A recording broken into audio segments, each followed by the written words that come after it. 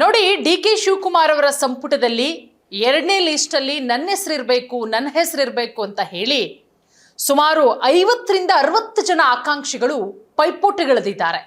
ಮೊದಲನೇ ಲಿಸ್ಟ್ ಅಲ್ಲಂತೂ ನಮ್ಮ ಹೆಸರು ಅನೌನ್ಸ್ ಆಗಲಿಲ್ಲ, ಎರಡನೇ ಲಿಸ್ಟ್ ಅಲ್ಲಾದ್ರೂ ನಮ್ಮ ಹೆಸರು ಬರಬೇಕು ಅಂತ ಹೇಳಿ ಸೊ ಅಳದು ತೂಗಿ ಹೈಕಮಾಂಡ್ ಕೂಡ ಒಂದು ನಿರ್ಧಾರ ಮಾಡ್ದಂಗಿದೆ. ದಲಿತ ಕೋಟಾದಲ್ಲಿ 5, ಮುಸ್ಲಿಂ ಕೋಟಾದಲ್ಲಿ 5, ಮಹಿಳೆಯರಲ್ಲಿ 4 ಆಕಾಂಕ್ಷಿಗಳು ಈಗ ಮಂತ್ರಿಗಿರಿಗಾಗಿ ಸಿಕ್ಕಾಪಟ್ಟೆ ಲಾಬಿಯನ್ನು ನಡೆಸ್ತಾ ಇದ್ದಾರೆ. ನೋಡಿ, ಆಗ್ಲೇ ನಾನು ಹೇಳಿದೆ ಇರೋದು 20 ಸ್ಥಾನಗಳು, ಆದರೆ ಆಕಾಂಕ್ಷಿಗಳ ಸಂಖ್ಯೆ ಬೆಟ್ಟದಷ್ಟು ಬೆಳ್ಕೊಂಡು ಹೋಗ್ತಾ ಇದೆ. ಆಕಾಂಕ್ಷಿಗಳ ಸಂಖ್ಯೆ ಇರೋದು 50.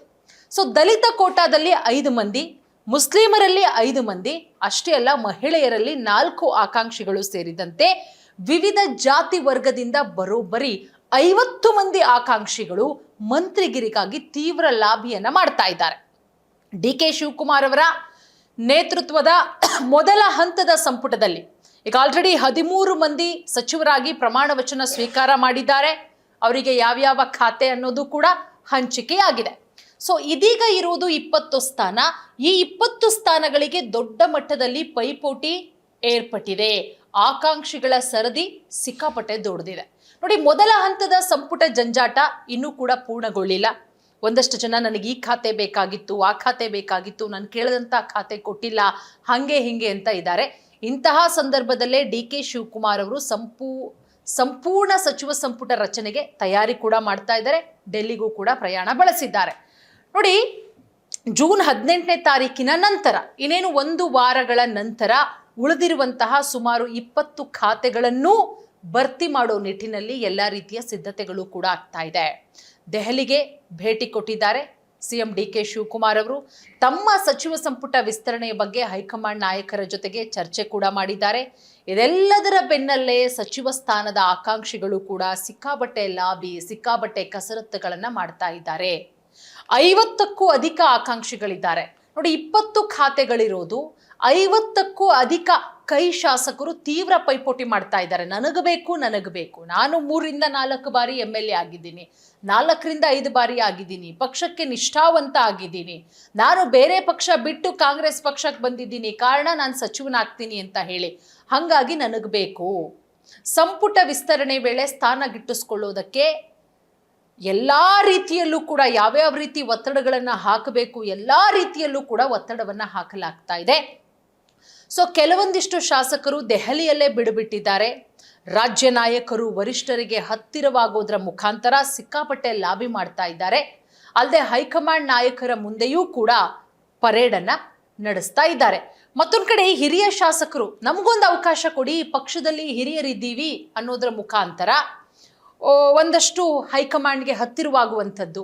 ನಾವು ಪಕ್ಷದಲ್ಲೇ ಹಿರಿಯರಿದ್ದೀವಿ, 5ರಿಂದ 6 ಬಾರಿ MLA ಆಗಿದ್ದೀವಿ, ಸೊ ನಮಗೆ ಅವಕಾಶ ಕೊಡಿ ಅಂತ ಹೇಳಿಬಿಟ್ಟು ಮತ್ತೊಂದಷ್ಟು ಮಂದಿ ಜಾತಿವಾರು ಲೆಕ್ಕಾಚಾರದೊಂದಿಗೆ ಮಂತ್ರಿಗಿರಿಗಾಗಿ ಸಿಕ್ಕಾಪಟ್ಟೆ ಲಾಬಿ ಮಾಡ್ತಾ ಇದ್ದಾರೆ. ಪ್ರದೇಶವಾರು, ಹಿರಿತನ, ಹೀಗೆ ಬೇರೆ ಬೇರೆ ನೆಪಗಳನ್ನು ಕೊಟ್ಟು ಸಚಿವ ಸ್ಥಾನಕ್ಕಾಗಿ ಒತ್ತಡವನ್ನು ಹೇರ್ತಾ ಇದ್ದಾರೆ. ಸೊ ಸಚಿವಾಕಾಂಕ್ಷಿಗಳ ಪಟ್ಟಿ ಬಹಳ ದೊಡ್ಡದಿದೆ. ಸಿಎಂ ಡಿ ಕೆ ಶಿವಕುಮಾರ್ಗೆ ಈ ಬೆಳವಣಿಗೆ ಸಿಕ್ಕಾಪಟ್ಟೆ ತಲೆನೋವಾಗಿ ಪರಿಣಮಿಸಿದೆ. ಇದೇನಪ್ಪ, 20 ಸ್ಥಾನ ಖಾಲಿ ಇದೆ, ಇರೋದು ಸಚಿವಾಕಾಂಕ್ಷಿಗಳು 50ರಿಂದ 60 ಜನ ಅಂತ ಹೇಳಿ ದೆಹಲಿಯಲ್ಲೇ ಈ ಪ್ರಯತ್ನ ಕೂಡ ಮುಂದುವರೆದಿದೆ. ಒಂದು ಕಡೆ ಶಾಸಕರಾಗಿರುವಂತಹ ರಿಜ್ವಾನ್ ಹರ್ಷದ್ ಅವರು, ಅದರ ಜೊತೆಗೆ ಹಾನಗಲ್ ಶಾಸಕರಾದಂತಹ ಶ್ರೀನಿವಾಸ್ ಮಾನೆ, SS ಮಲ್ಲಿಕಾರ್ಜುನ್ ಅವರು, ಕಳೆದ ಬಾರಿ ನಾನು ಸಚಿವ ಆಗಿದ್ದೆ, ಈ ಬಾರಿ ನನ್ನ ಹೆಸರು ಕೈತಪ್ಪು ಹೋಗಿದೆ, ಎರಡನೇ ಲಿಸ್ಟಲ್ಲಿ ನನ್ನ ಹೆಸರು ಇರಬೇಕು ಅಂತ ಹೇಳಿ. ಅಶೋಕ್ ಪಟ್ಟಣವರಂತೂ ಎಷ್ಟು ಬಾರಿ ದೆಹಲಿಯ ಅಂಗಳಕ್ಕೆ ಹೋಗಿ ಕದ ತಟ್ಟು ಬಂದಿದ್ದಾರೋ ಗೊತ್ತಿಲ್ಲ. ಅವ್ರ ಜೊತೆಗೆ ಮತ್ತೊಬ್ರು ಬೇಳೂರು ಗೋಪಾಲ್ ಕೃಷ್ಣ ಅವರು, ಅದರ ಜೊತೆಗೆ HK ಪಾಟೀಲ್ ಅವರು, TB ಜಯಚಂದ್ರ, ಇನ್ನೂ ಹಲವು ನಾಯಕರು ಇನ್ನೂ ಕೂಡ ದೆಹಲಿಯಲ್ಲೇ ಠಿಕಾಣಿ ಹೂಡಿದ್ದಾರೆ. ಮತ್ತೊಂದು ಕಡೆ ಷಡಾಕ್ಷರಿಯವರು ಕೂಡ ದೆಹಲಿಗೆ ಹೋಗಿದ್ರು, ಬಟ್ ಅನಾರೋಗ್ಯದ ಕಾರಣದಿಂದ ಮ್ಯಾಕ್ಸ್ ಹಾಸ್ಪಿಟಲ್ಗೆ ದಾಖಲು ಮಾಡಲಾಗಿದೆ. ಸೊ ತೀವ್ರ ನಿಗಾ ಘಟಕದಲ್ಲಿ ಚಿಕಿತ್ಸೆಯನ್ನು ಕೂಡ ಪಡ್ಕೊಳ್ತಾ ಇದ್ದಾರೆ. ಸಿಎಂ ಡಿ ಕೆ ಶಿವಕುಮಾರ್ ಅವರು ಕೂಡ ಹೋಗಿ ಅವರ ಆರೋಗ್ಯವನ್ನು ವಿಚಾರಣೆ ಮಾಡಿಸ್ಕೊಂಡು ಬಂದಿದ್ದಾರೆ. ಮತ್ತೊಂದು ಕಡೆ ದಲಿತ ಕೋಟಾದಲ್ಲೂ ಕೂಡ ಸಾಕಷ್ಟು ಲಾಬಿ ಆಗ್ತಾ ಇದೆ. ದಲಿತ ಕೋಟಾದಲ್ಲಿ ಸಚಿವ ಸ್ಥಾನ ಬೇಕು ಅಂತ ಹೇಳಿ ಶಾಸಕರಾದಂತಹ ಪ್ರಸಾದ್ ಅಬ್ಬಯ್ಯ ಇರಬಹುದು, ನಾರಾಯಣ ಸ್ವಾಮಿ ಇರಬಹುದು, ರುದ್ರಪ್ಪ ಲಮಾಣಿ ತೀವ್ರ ಲಾಬಿಯನ್ನು ಮಾಡ್ತಾ ಇದ್ದಾರೆ. ಮತ್ತೊಂದು ಕಡೆ ಕಳೆದ ಬಾರಿ ಸಚಿವರಾಗಿದ್ದಂತಹ RB ತಿಮ್ಮಾಪುರ, ಶಿವರಾಜ್ ತಂಗಡಗಿ ಮಂತ್ರಿ ಸ್ಥಾನಕ್ಕಾಗಿ ವರಿಷ್ಠರ ಮೇಲೆ ಒತ್ತಡ ಹಾಕ್ತಾ ಇದ್ದಾರೆ. ಅದರ ಜೊತೆಗೆ SC ಎಡಗೈ ಹಾಗೆ ಬಲಗೈ ಲೆಕ್ಕಾಚಾರದೊಂದಿಗೂ ಕೂಡ ಸಚಿವ ಸ್ಥಾನ ಕೊಡೋದಕ್ಕೆ ಶಾಸಕರು ಸಿಕ್ಕಾಪಟ್ಟೆ ಕಸರತ್ತನ್ನ ಮಾಡ್ತಾ ಇದ್ದಾರೆ. ಅದರ ಜೊತೆಗೆ ಮಾಯಕೊಂಡ ಶಾಸಕರಾದಂತಹ ಬಸಂತಪ್ಪ ತಮ್ಮ ಸಚಿವಾಕಾಂಕ್ಷೆಯನ್ನ ಮುಂದಿಟ್ಕೊಂಡು ನಾನು ಸಚಿವ ಸ್ಥಾನದ ಪ್ರಬಲ ಆಕಾಂಕ್ಷಿ ಅಂತಲೂ ಕೂಡ ಹೇಳಿದ್ದಾರೆ. ನಮ್ಮ ಸಮುದಾಯದಿಂದ 5 ಇದ್ದೇವೆ, ಮುನಿಯಪ್ಪ ನಮ್ಮ ಹಿರಿಯ ನಾಯಕರು, ಅವರಿಗೆ ಸಚಿವ ಸ್ಥಾನ ನೀಡಲಾಗತ್ತೆ. ನಾನು ಜಿಲ್ಲಾ ಪಂಚಾಯಿತಿ ಸದಸ್ಯನಾಗಿದ್ದವನು, ತಿಮ್ಮಾಪುರ ಬಿಟ್ಟರೆ ನಾನೇ ಹಿರಿಯ, ನಮ್ಮ ಎಡಗೈ ಸಮುದಾಯದಲ್ಲಿ ನಾನು ಹಿರಿಯನಿದ್ದೇನೆ, 2 ಬಾರಿ ನಿಂತಿದ್ದೆ, 1 ಬಾರಿ ಸೋತಿದ್ದೆ, ಹೊಸಬರಿಗೆ ಅವಕಾಶ ಕೊಡಿ ಅಂತ ಕೇಳಿದ್ದೆವು, ಹೊಸಬರಿಗೆ ಅವಕಾಶ ಕೊಡಬೇಕು ಅನ್ನೋ ಬೇಡಿಕೆಯನ್ನು ಕೂಡ ಇಟ್ಟಿದ್ದಾರೆ. ಮಾಜಿ ಸಚಿವರುಗಳು ಕೂಡ ಸಾಕಷ್ಟು ಪ್ರಯತ್ನ ಮಾಡ್ತಾ ಇದ್ದಾರೆ. ನೋಡಿ, ಸಿದ್ದರಾಮಯ್ಯ ಅವರ ಸಂಪುಟದಲ್ಲಿದ್ದಂತಹ ಸಚಿವರುಗಳು ಇದೀಗ DK ಶಿವಕುಮಾರ್ ಅವರ ಸಂಪುಟದಲ್ಲಿ ಸ್ಥಾನ ಗಿಟ್ಟಿಸಿಕೊಳ್ಳೋದಕ್ಕೆ ಶತಪ್ರಯತ್ನವನ್ನ ಮಾಡ್ತಾ ಇದ್ದಾರೆ. ಈ ಪೈಕಿ ಮುಂಚೂಣಿಯಲ್ಲಿರೋದು HK Patil, Zameer Ahmed, Lakshmi Hebbalkar, Dinesh Gundu Rao, Santosh Lad, HC Mahadevappa, RB Timmapur, Madhu Bangarappa, Shivraj Tangadagi, SS Mallikarjun, MC Sudhakar ಇವರು. ಸೊ ಈ ಪೈಕಿ ಎಷ್ಟು ಜನರಿಗೆ ಅವಕಾಶ ಸಿಗುತ್ತೆ ಅನ್ನೋದನ್ನ ಕಾದು ನೋಡಬೇಕಾಗುತ್ತೆ. ಒಟ್ಟಾರೆ ಸಿಕ್ಕಾಪಟ್ಟೆ ಲಾಬಿ ನಡೀತಾ ಇದೆ. ಇರೋದು 20 ಸ್ಥಾನ, ಆಕಾಂಕ್ಷಿಗಳಿರೋದು 60 ಮಂದಿ.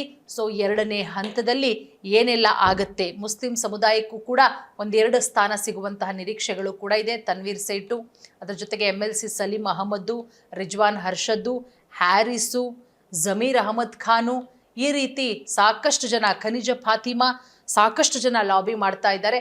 ಸೊ ಯಾರಿಗೆ ಮಣೆ ಹಾಕಲಾಗುತ್ತೆ 2ನೇ ಪಟ್ಟಿಯಲ್ಲಿ ಕಾದು ನೋಡಬೇಕು.